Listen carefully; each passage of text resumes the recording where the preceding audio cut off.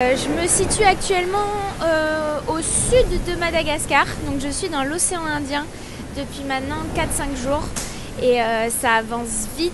Je ne sais pas si vous pouvez voir derrière moi, mais la mer est infernale. Il y a 4-5 mètres de houle, des vagues croisées dans tous les sens.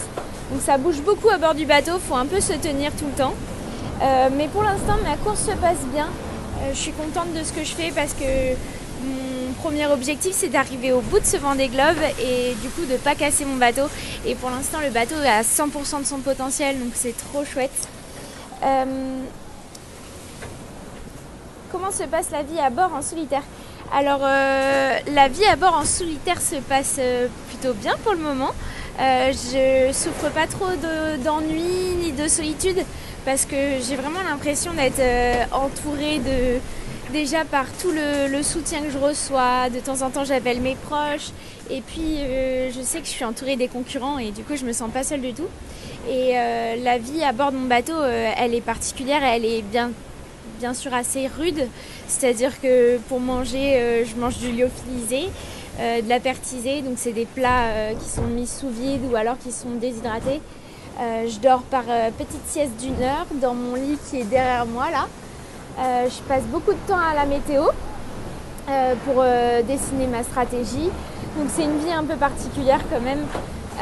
Mais je me sens bien, j'ai trouvé mon petit rythme. Vous me demandiez aussi quels petits objets fétiches j'avais à bord de mon bateau. J'ai des petites peluches là. Vous pouvez voir, il y a plein de mots, plein de photos qui sont accrochées partout sur le mur. Tous les jours, j'ai une photo que je reçois dans mes sacs de nourriture et du coup, je viens la coller sur le mur. Donc, je refais la déco petit à petit et ça me permet de penser à mes proches et tout. Et j'ai plein de petites surprises comme ça que m'ont caché mes proches qui me font trop plaisir et qui me font chaud au cœur si jamais j'ai des petits coups de mou. Donc, qu'est-ce qui est le plus dur sur votre bateau? Le plus dur, je dirais que c'est vraiment cette partie de l'océan qui est très très compliquée. Il y a des vagues dans tous les sens, le vent est très très fort. J'ai jamais vu ça, des vagues de cette taille-là. Et du coup, en fait, parfois le bateau, il prend le surf, il prend énormément de vitesse et puis d'un coup, il va planter au bout de la vague. Et du coup, c'est très violent et on a l'impression que tout va casser, il y a tout qui vibre, tout qui craque. Voilà, donc là par exemple, je prends un surf.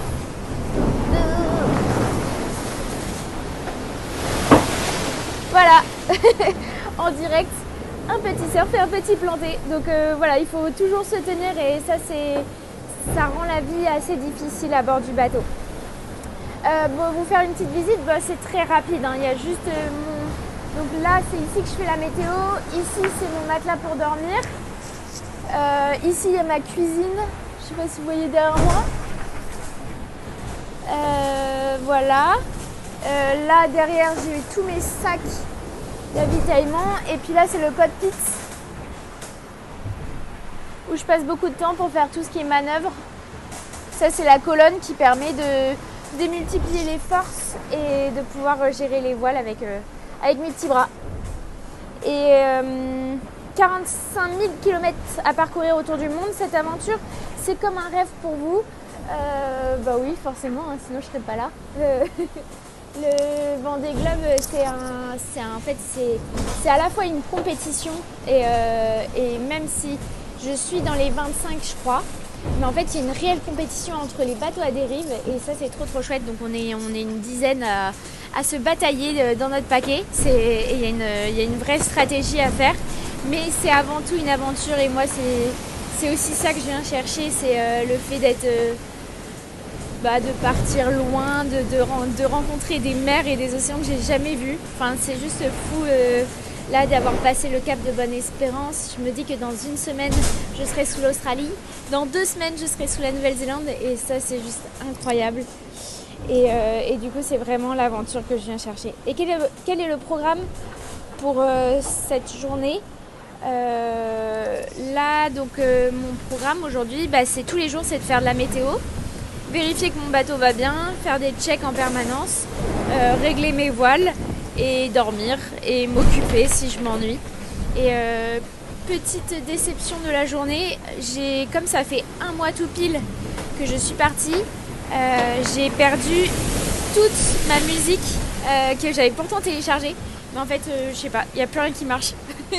Donc voilà, ça c'est la petite déception d'aujourd'hui. Donc ça veut dire que j'ai 2 mois sans musique. Mais bon, ça va le faire, je préfère ça qu'un problème technique. Allez, à bientôt!